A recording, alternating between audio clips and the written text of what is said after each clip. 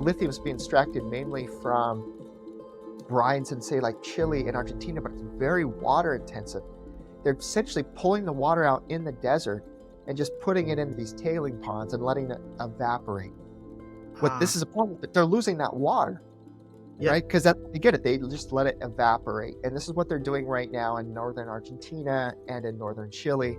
This is the traditional way of doing lithium now. The idea, though, with this, the technology I talked before, is that water can be re-injected back into the reservoirs, right? Much more sustainable, given the fact that, as we know, like, water's becoming a scarce commodity. We've taken it for granted for so long.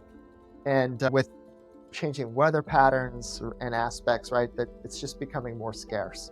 So we need to treat it as a scarce item and price it accordingly. Welcome to another episode of Liquid Assets, where we talk about the intersection between policy, technology, and management, all within the lens of water. Today we have Professor Sean Hiatt. Hello, I'm Professor Sean Hiatt at the USC Marshall School of Business. I'm an energy and agribusiness strategist, focusing on how firms can gain a competitive advantage and what entrepreneurs can do to exploit and discover new opportunities in these spaces. I won't take the mic anymore from you, Sean. If you can go ahead and just kind of quickly introduce yourself. Where are you a professor at, and what are you working on? Thank you, Ravi, and thank you for inviting me to this podcast. So I'm a professor at the University of Southern California, and I am a strategy professor. I do research looking at particularly how companies in energy and agribusiness, what are the actions that they could take that can give them a strategic competitive advantage, particularly as the environment changes, and also policies. And, a big issue, of course, today affecting both the agribusiness and energy is this push towards, government policy, what they call this energy transition, which essentially is a much lower kind of carbon economy for energy, right? And there's implications for both the issues of agribusiness and energy, but water plays a big role in this. So I think it's something worth exploring. Yeah, entirely. And let's kind of unpack a little bit about what you just said, right? You're focusing on government policy on the lower carbon economy. Can you kind of unpack a little bit of that really quick? Like what policies are we seeing today? And when you say lower carbon economy, what is that moving from and what's it moving to? What are kind of just some examples? Yeah. Well, so let's just take California, for example, because they've been moving quite quickly. In fact, in my opinion, too quickly, and to try to get off of like petroleum and hydrocarbon based type of energy. So like natural gas, gasoline, diesel, right? I mean, not much coal. There's LEDWP does have a coal plant in Utah, but most nobody uses actually coal to produce electricity in the state of California. And so what this means is like, well, what are we going to replace it with? Okay. Because, the nice thing about having these hydrocarbon types energy generation is they're base load, meaning that we can have them on and they're deployable. We can have them whenever we want them. Okay. So when there's a need, we turn them on. And one of the issues with pushing towards, again, the choice is like, well, if we want to go towards a lower carbon, where are we going to go? There are many choices out there.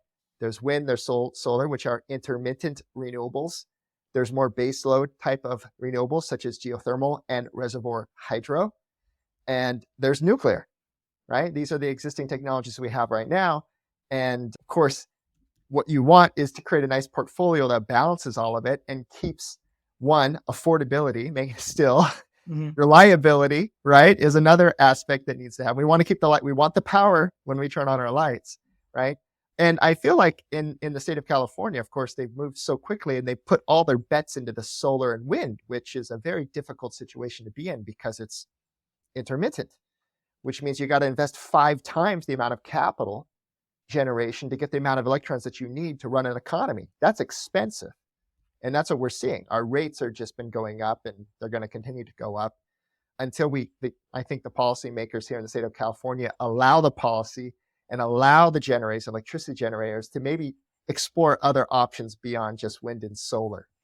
Entirely. And I think you raise a really interesting distinction between intermittent and baseline, right? You were saying, obviously, just kind of re-summarizing this, right? The hydrocarbon-based energy, you can flip a switch on and off, right? And that is baseline.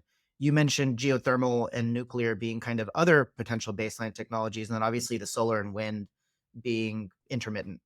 If you have these peaks and valleys on the solar and wind side, if you had a magic wand and you could wave to the policy guys in California, what would your portfolio look like? Like, how do we decrease that cost and make sure that we do get to a lower carbon economy a lot more efficiently?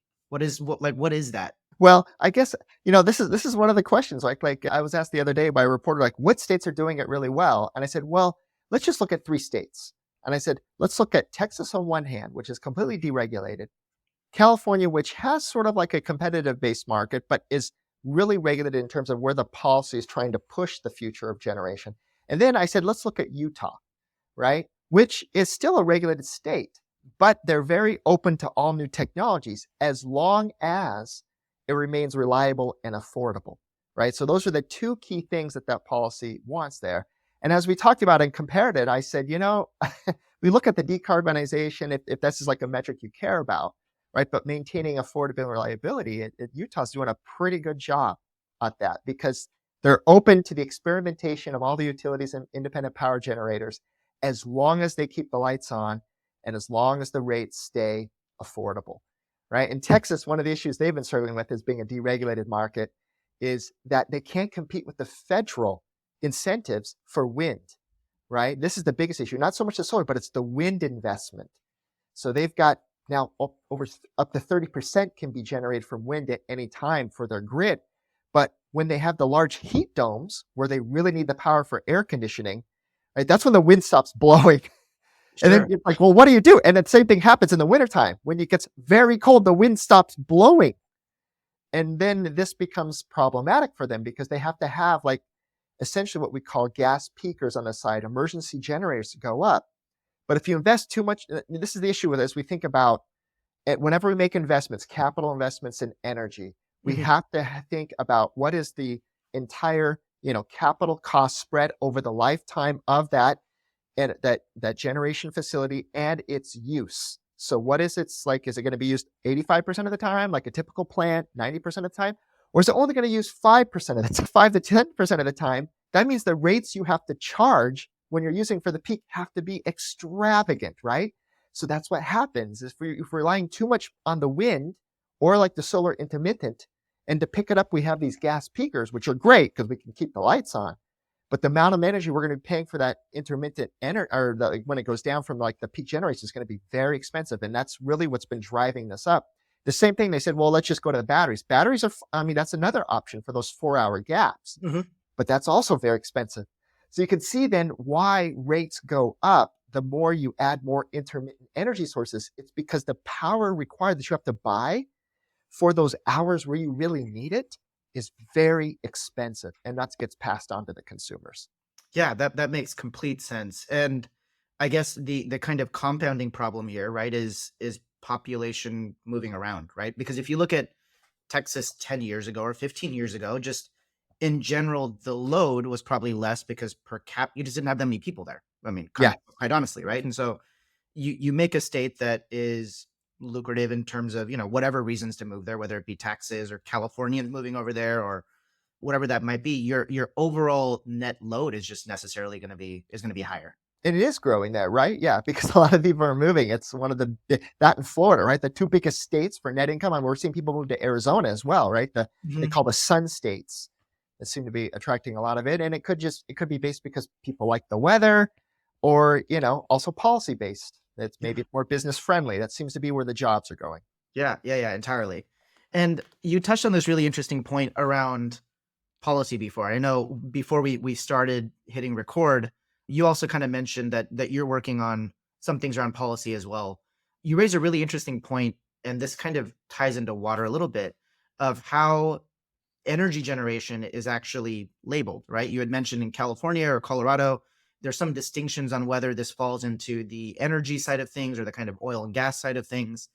Can you walk us through that distinction? Like what exactly does all that mean and how does policy fit in with the diversification of using, intermittent versus baseline energy Oh yeah. generation technologies? That excellent question. Yeah, we before this podcast began, Ravi and I were talking about this recent project I was working on geothermal energy, and one thing I love about geothermal energy is that it is a base load energy source, meaning it could run all the time. We It's not subject to intermittency, Well, what's interesting is you look at the historical nature, and this is like a nice fun fact I always throw out there is like, the companies that started geothermal energy back in the late 50s, early 60s, and it started in California, they were the oil and gas companies. Hmm. It was actually Union Oil Company of California. Why? Because it's the drilling technology, right? That's what you need. And when you think about geothermal, I mean, it's expensive. To drill a hole now is 15 to $20 million. So if you don't hit that well right to get that hot geothermal water, the resource we call it, you got to drill another one. That's another 40 million. Now you're up to 60 if you do 3, right? So the cost can really go up unless you get this right when you begin to drill. So anyway, but one of the issues what made California such a star in geothermal energy is from the beginning, they defined it in the books as energy. Like, I was like, well, what is geothermal? We've never heard of it. Well, let's just define it as energy.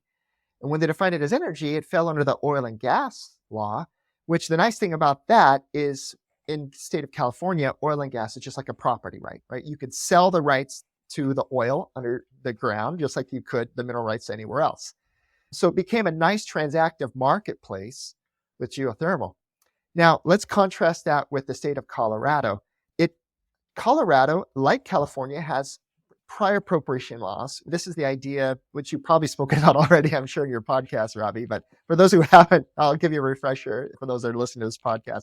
So there are 2 types of water laws that we have, and they kind of go on a range here in the United States. We have riparian, which is essentially the idea that if the stream runs through your property, riparian means like the bank, essentially in Latin, then you can have right to actually take the water from that stream that runs through your property because, well, it's your property and the water's running through it.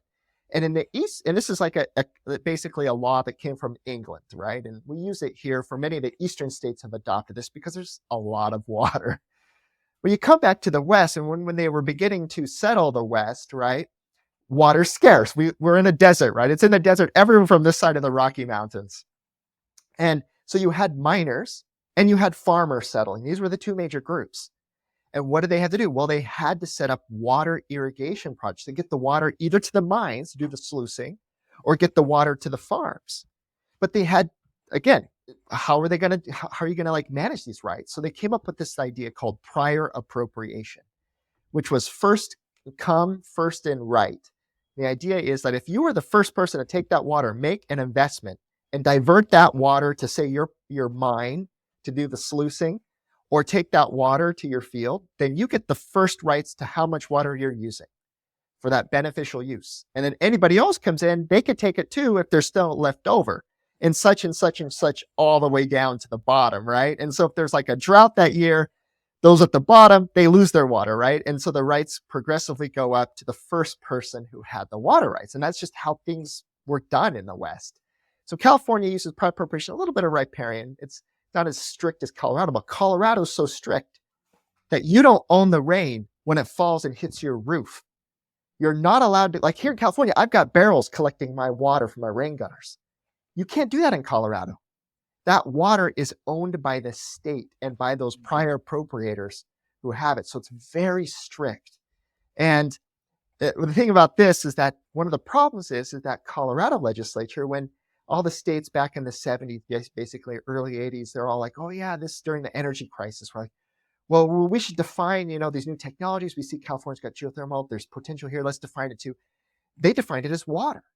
And this, though, is problematic because what we find in our research is that by them defining it as water, it put geothermal in conflict with their very stringent water law.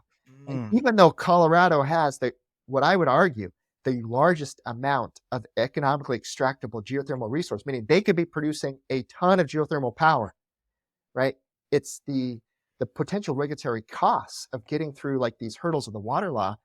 They don't have one. They don't have one geothermal plant in the state of Colorado. Here we are in the year 2023. Wow, that is super, super interesting. So just to kind of unpack that a little bit, right? You have the riparian sort of way of looking at water rights, and then you have this prior appropriation.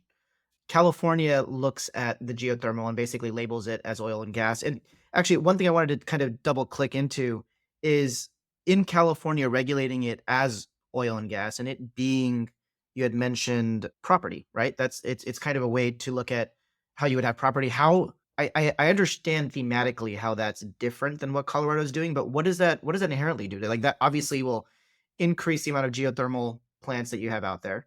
And when you don't have this sort of prior appropriation methodology, how does that change? Like what distinction does that make having it be a property versus Yeah. the opposite?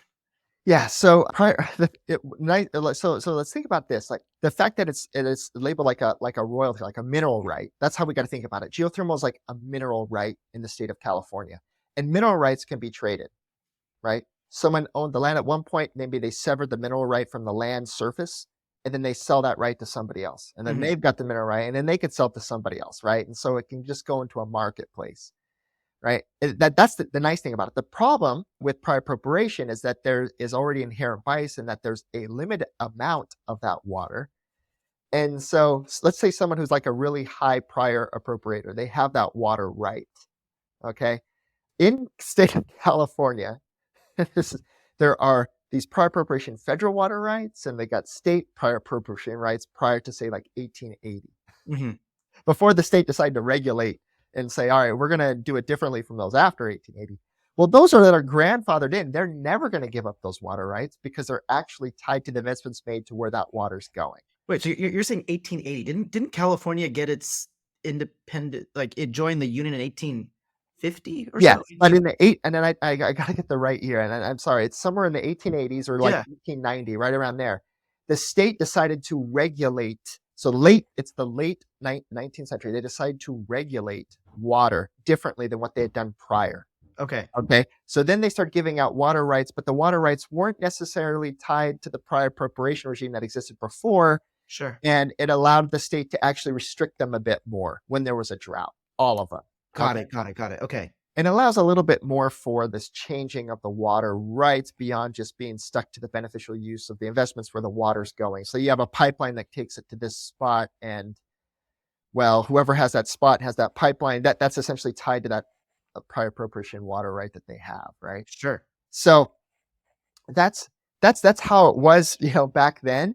And it makes these essentially makes like those rights very sticky, right? Nobody really wants to give those up because, and if they did, like they're going to pay a load of money for it because you've got senior rights. No one's taking that away from you. Hmm. Now, let's say if geothermal was classified as water, that means I'm coming in now in the year, I don't know, 2023, and I want to come in, I want to drill, right? Water is the medium by which I take that heat out of the earth, right? Yeah. To run my turbines.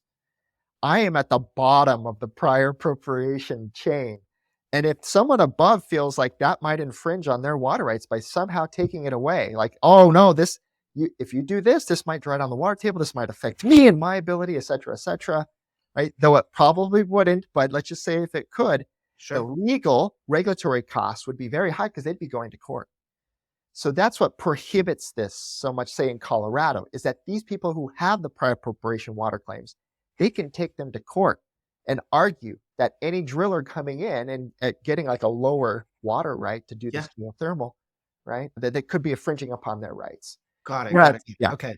That makes complete sense. And so if we double click into actually water being used in California, right? The geothermal obviously, as you mentioned, is listed as this kind of ownership standpoint. Is agriculture still under prior appropriation? You are our largest user of water. How Yes, is they that? are. Was that politically Yes, all regulated? agriculture and their water rights are based on, like, again, most of them are type of prior appropriation falling under early 19th century state water law, late 19th century state water to the present, as well as a federal water law that was set up in the 1910s, 1920s, 30s, during the water reclamation, where they built canals, federal water canals, and essentially gave water rights to some of the farmers at that time. So we've got this whole myriad of different water rights. There was a podcast I was on with an environmental law professor from USC, and I welcome everyone to listen to that because she goes deep into the different types of the water laws as we were debating about what businesses are doing. And I was suggesting, like, every farmer I spoke to says they just want to be able to sell and put these water rights on a marketplace, but we can't do it. And she just went through all the major facts of like, this is why. Interesting. Sorry. Yeah, I'd love to grab that podcast. I can throw it on the Yeah. YouTube channel or the Spotify after. Actually, that'd be great. Really cool. And so, first of all, it's actually really interesting that we have 130, 150-year-old water laws that were made back in the 1800s, early 1900s, that are still regulating a very different world that we have today. And it's actually really interesting that we did kind of separate out geothermal to be this more on this more ownership model. Yeah, Um, like a mineral right. I think that's the best way to say it. a It's mineral right, essentially a yeah. mineral right. Yeah. Is there any complexity between it, like it, especially in California, around geothermal being a mineral right? I mean, does it have any sort of implications around the prior appropriation side? Like, if I'm drilling in the middle of the Central Valley for geothermal, will a farmer come to me and say, "Hey, wait up a second, buddy. Like, this is my groundwater. You're There's always that potential, right? But they're on much better standing because if they own those mineral rights, meaning the heat, Mhm. right? And they can go in and do this and they'll have to follow. It depends again. So most geothermals, they actually recharge their reservoir, right? By running the hot water up, it spins the turbines, and then they take that hot water and inject it back in the ground. So it has to pass Section 403 of the Clean Water Act because there is essentially a recharge back into the ground. But that's pretty easy for the EPA. They're pretty positive in doing this. And once they say it's positive from the EPA, it's kind of difficult from the farmers to go in and to argue that, given that it's a mineral right and not water. And then the burden's on them now, the farmers, not on the geothermal company, to prove that it's having an effect. Whereas the opposite's true. If it were water, it'd be the burden on the geothermal companies to prove that it didn't. Yeah, it makes sense. And I guess if you're recharging the water, I guess the thesis is that whatever you started off with is what you're ending up with at the end of the day, anyways. For the audience that is a little bit unfamiliar of geothermal, I know we've been talking about geothermal. Can you kind of just go back to the basics and explain what is geothermal, how it works, Oh yeah, what energy source? yeah. So essentially, how this works is that there's these hot rocks, and they're. I mean, look, you go further down, you're going to hit the mantle, right? It's very hot, right? But in certain parts of the crust, it's very hot, right? The hot rock mantle kind of comes up closer. I mean, think about it. We're near volcanoes, so it makes sense. If we go to the geysers region of Northern California, near Mhm. Mount Shasta and all the other volcanoes, right? Then this is why, right? You go to Hawaii on the Big Island, they have geothermal projects there, the Puna Station, right? Basically collecting their heat from the volcano that's so close, right? The mantle that's so close. And so the idea then is like you've got this heat. Well, then what can we do? So generally, there's water always in the earth. And like if we go to the first time where they develop it was at the place called the geysers because they are geysers, right? Similar to Yellowstone.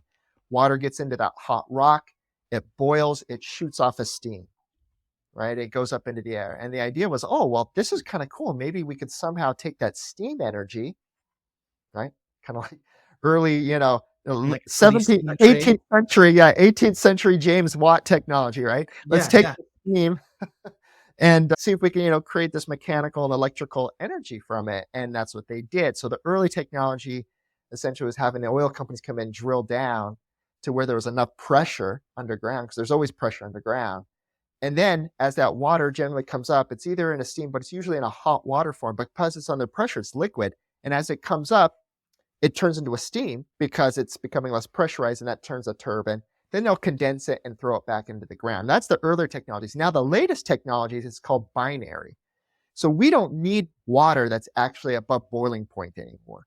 We could take water that's, say, I'm going to use Fahrenheit. Let's use Celsius here. So let's say like 90 degrees Celsius or even 80 degrees Celsius. And we could take that and we run it in a heat exchanger with a liquid that has a lower boiling point. And then that liquid with the lower boiling point turns the turbine in a closed loop fashion. And then we just take that hot water and it gets injected back in the ground. So we're just pumping out hot water, and it Yeah. runs a heat exchanger. And that's called the binary cycle technology. And we've been using that now for the last 20 years. Really cool. And so in that binary technology, there's no water that's even coming out of the ground. I mean, that's all just Oh, no, actually no, it is. Yeah, we in are pumping that hot water out of hot the water up. ground, Okay. and then we pump it back down, right? And then as it goes through this heat exchanger, there's another fluid, Yep. right? That turns into a gas, turns a turbine, then it recondenses in a closed loop fashion. Similar to like a heat pump. That's right. Yep. Just like a heat pump. Yeah. Yes.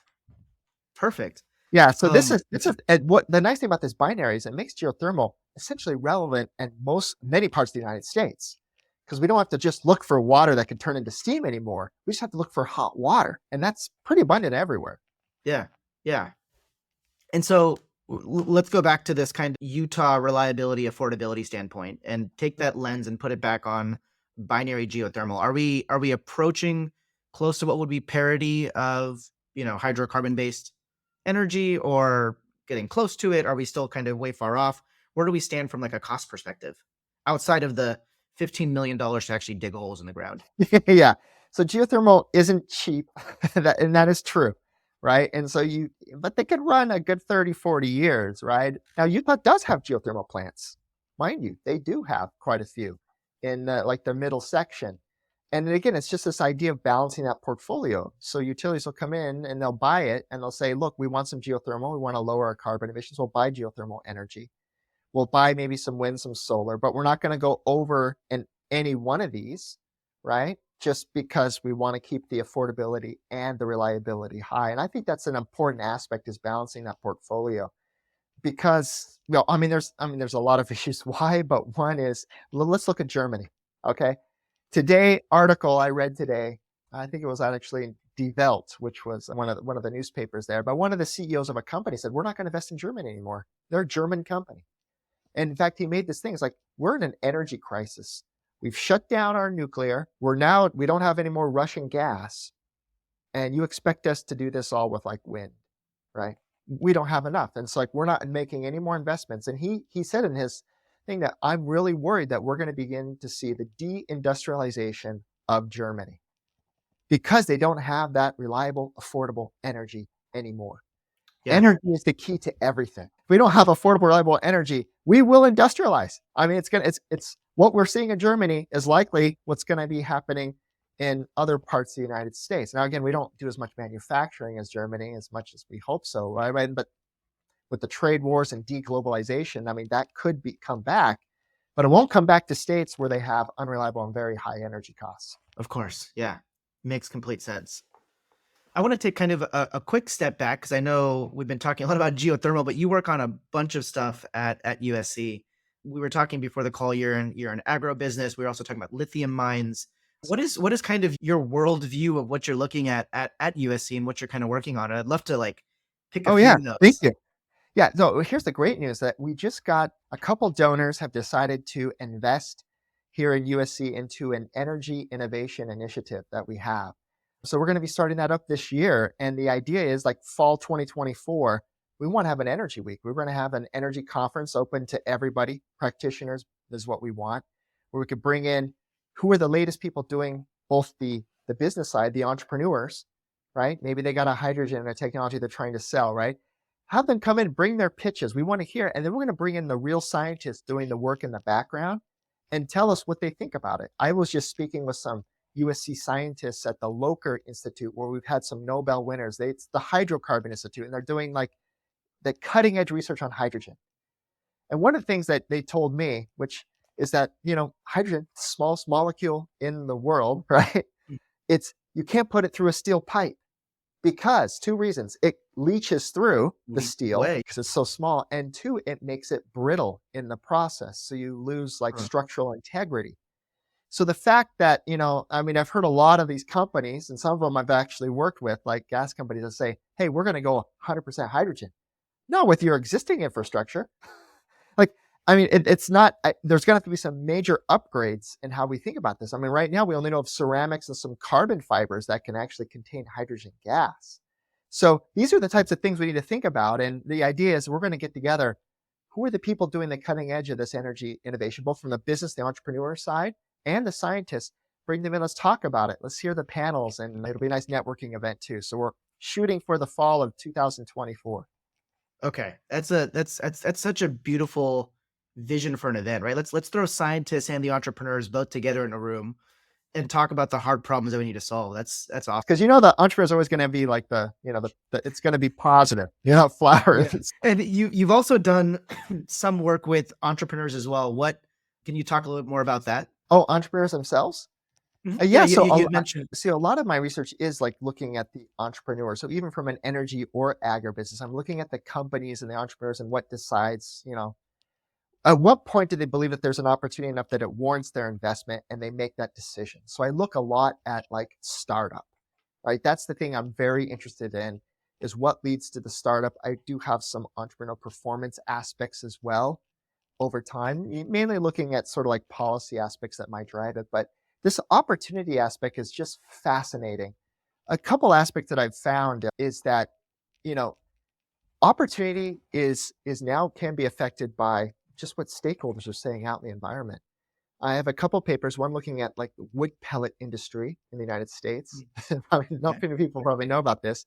And biodiesel, looking at the emergence of that market too. But what I found empirically was that in every one of these cases, these entrepreneurs were jumping in and they're deciding their technology choice and where they're going to operate by also taking a pulse of the environment and like what the potential, if we call them stakeholders, would say. These wouldn't necessarily be their customers, but these are just the people out there, right, who may be for or completely against this type of business activity or technology use. And which was kind of a cool paper to see that these entrepreneurs, I mean, before it was always about the common consensus was no, entrepreneurs are completely driven by potential profit, right? This is the Schumpeterian notion.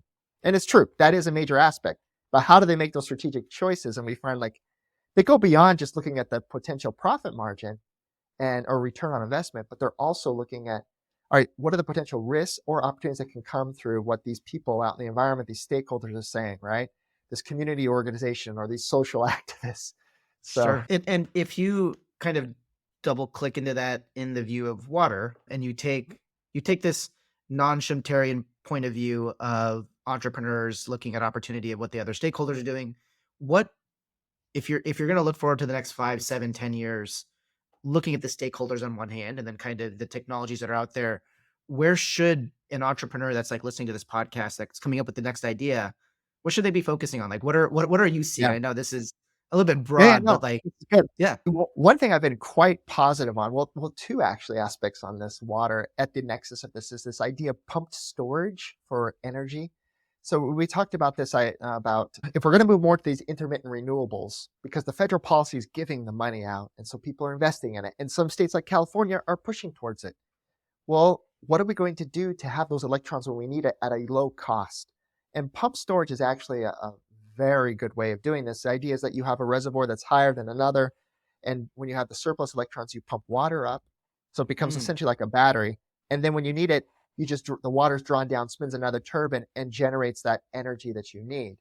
And what we're finding is like it's an old technology. It's been around over 150 years. It's hydropower, but entrepreneurs are getting really creative at this. There is this one company, say, in I believe it's in the state of Tennessee, Kentucky, around that area, or is it? I wish I had the name of it right now. But essentially, they've taken an old coal mine, and in this coal mine, they had like some big open pits up on a mountain, and they got those shafts underground, like another big pit down in a lower valley.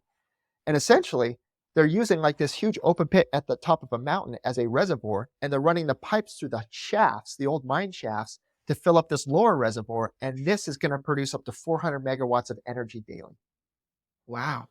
through pump storage. So that is a really cool reuse of an old, no longer using this coal mine, but now they've reused it into essentially a hydropower battery.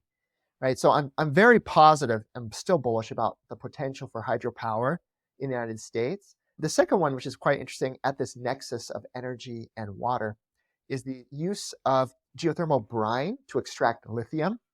So Okay. this first was discovered about 7 years ago in the Salton Sea area. There's a startup right now working with the existing geothermal operator. And so what they're doing is as this brine comes up, this hot water to run the geothermal, they're they're going to divert it, and they're going to extract some of this lithium ions, because lithium is essentially just a salt. So they're going to extract the salt from it. And then, the water just goes back into the geothermal well. And hopefully after a while, they're going to extract enough of this that they'll be able to, have enough lithium that they could sell. So that's really cool. They're just basically, there's already existing infrastructure and they're just kind of building on it. Now, Yeah. with the Inflation Reduction Act, that kind of incentivizes this idea of making all the battery components within the United States, the supply chain, right? We're seeing now large investments from oil and gas companies that have the drilling technology, and they're jumping into this, not necessarily with geothermal, but just for the mere fact to extract these brines from the ground. And when I say brines, it's a salt water, right? That's where you're going to Mhm. find lithium.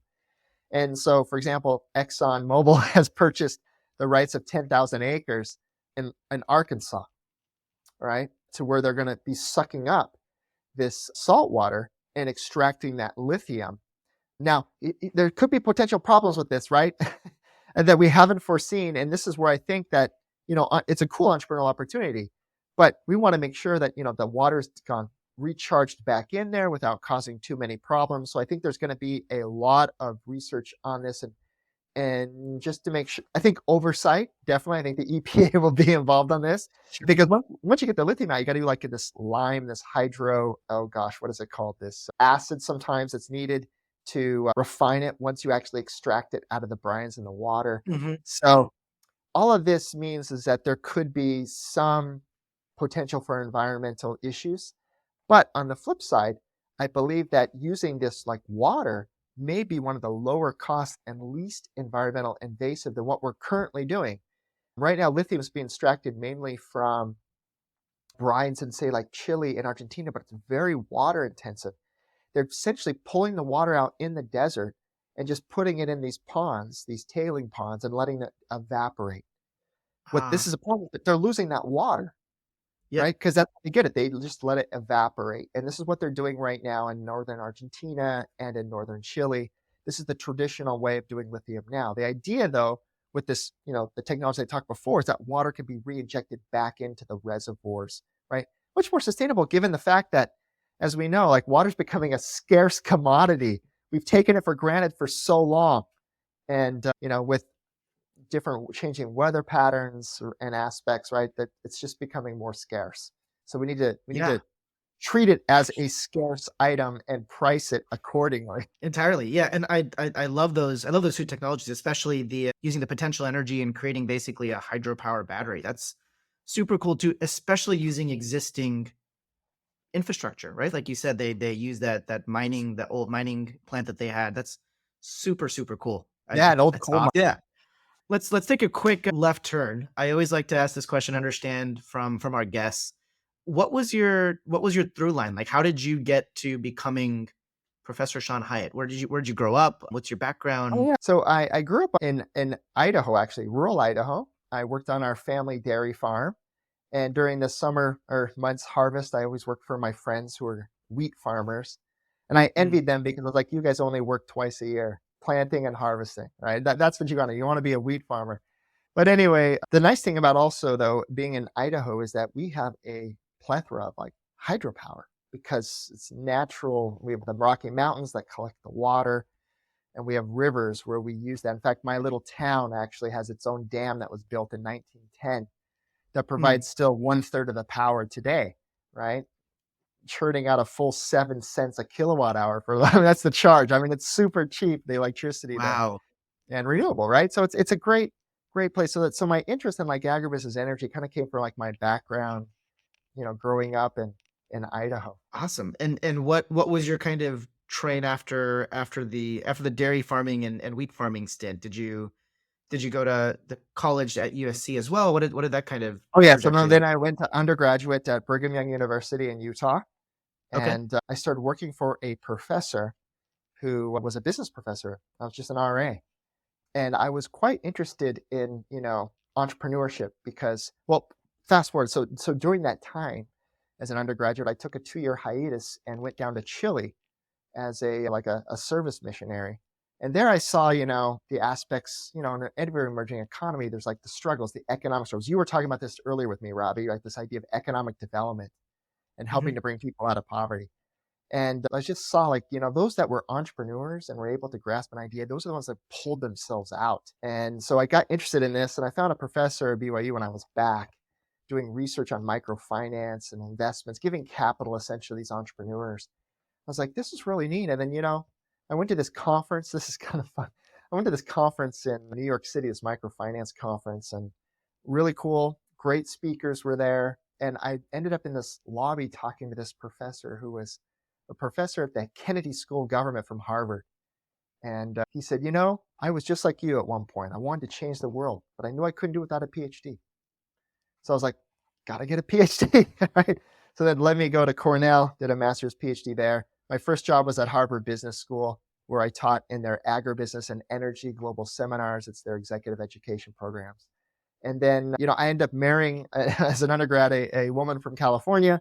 And so when USC came knocking, my wife said, "You're going." Wow, that is awesome. From you looking at it today with being an agribusiness focusing on energy. I mean, just that through line of doing the missionary project in Chile, studying entrepreneurship, and then being at the dairy farm. Like the whole thing ties together so nicely. It's a little bow. It's so cool. Our lives just kind of take us on these paths, right? So, Yeah, yeah, entirely.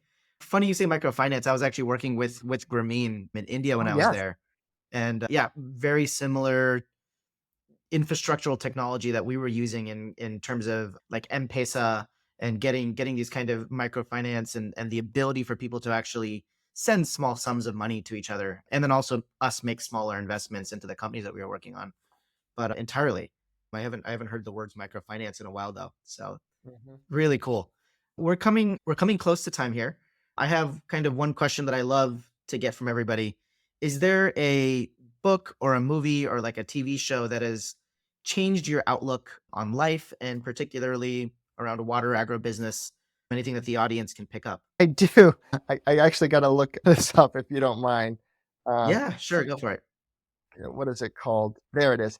All right. So there is a physicist named Stephen Koonin, right? He's at NYU. He was also a professor at MIT. He served in the Obama administration, and his book called Unsettled is an excellent read for anybody interested in like what is climate change and what does it mean. And essentially, as a physicist, he goes through and he pulls apart these models saying, we really know very little about this. And yes, the Earth's been changing climate for 4.5 billion years. It's existed for 4.5 billion years. But the fact that I just definitely read it, right? Because this again, he's part of the Obama administration. He understands the initiative, but Sure. he's basically pulls apart these current models that we have and say, like, these all things need to be thrown out. We need to start from scratch again. So I think it's worth the read for anybody who wants to understand a little bit about, what is it? Why did they say 1.5 degrees Celsius? Is that even true? Right. And how do they come up with that 1.5? Is that precise?